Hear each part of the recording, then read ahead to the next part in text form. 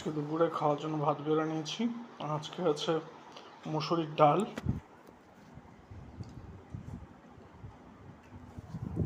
তার সঙ্গে ধনেপাতার বড়া,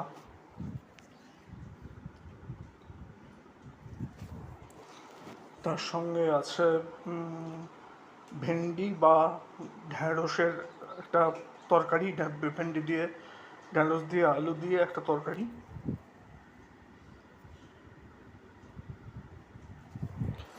আর আছে তেলাপিয়া মাছ।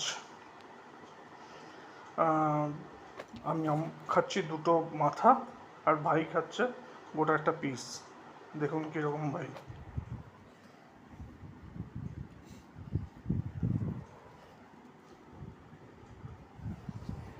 Jokes apart,